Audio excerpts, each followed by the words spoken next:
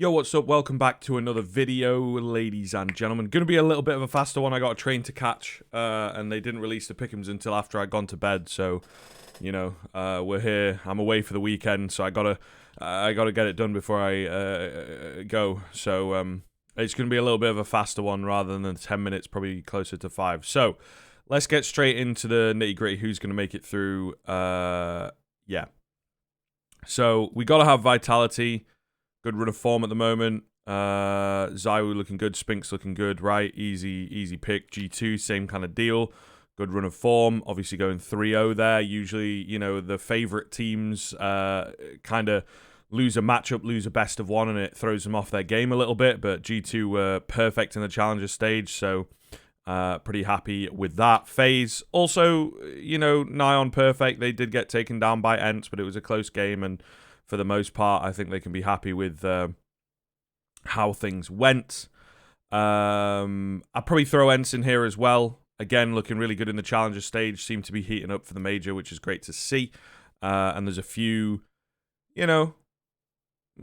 lesser known names coming into the legend stage. We had a bit of a weird RMR, as it were, especially in Europe. So, we got teams like Gamer Legion making it in, Apex making it in. These are Monty, right? These are new realms for these teams, and Into the Breach probably fit into that as well. They went straight through to the legend stage, which is a real surprise. We're happy for it. UK boys, right, is beautiful, but still kind of surprising. So the next team that I'm going to put in is probably Heroic. For me, they've probably been the most consistent team of the year. Although they've not necessarily won very much, they still look really good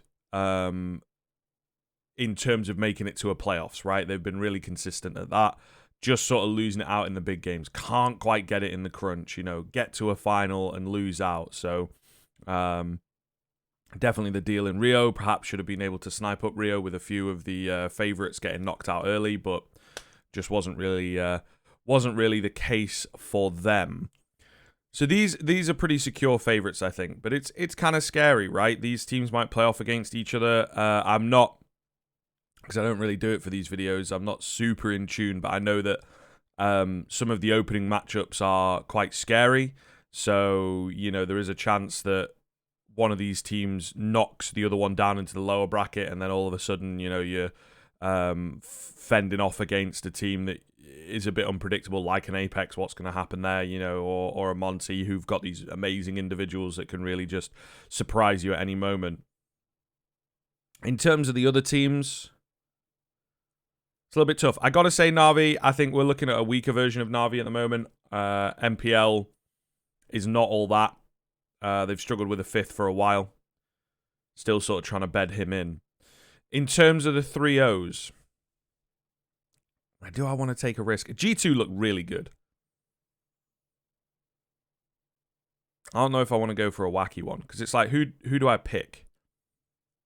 We're at the big moment. We're at the scary times. I don't know necessarily what we can do. Let me see. I'm gonna do it. I'm gonna put G2 in 3-0. I think they could do it. I think the way they look at the moment definitely hands themselves to that. It's Nico's major. It's got to be Nico's major, right? I feel like G2 are probably the team that sort of deserve to win. They've proven where their ceiling can be so far. The end of last year, start of this year. So they probably do deserve the win. They're as yet to get it. They've got a couple players in there. Hunter as well, I'd say, deserves a major as well. So, they have a couple of legends of the game that transitioning into CS2, it'd be really nice.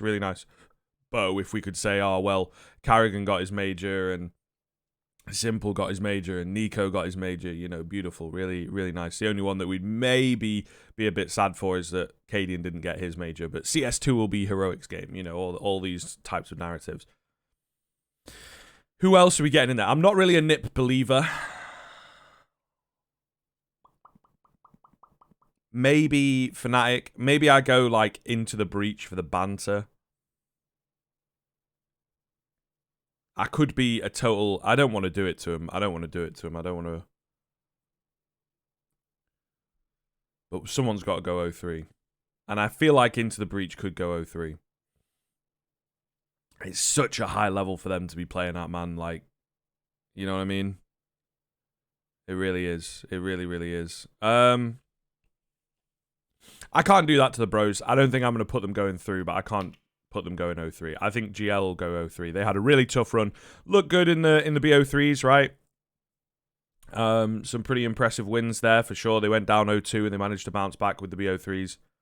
But again, I just think it's a level, it's a ceiling that's just a little too high.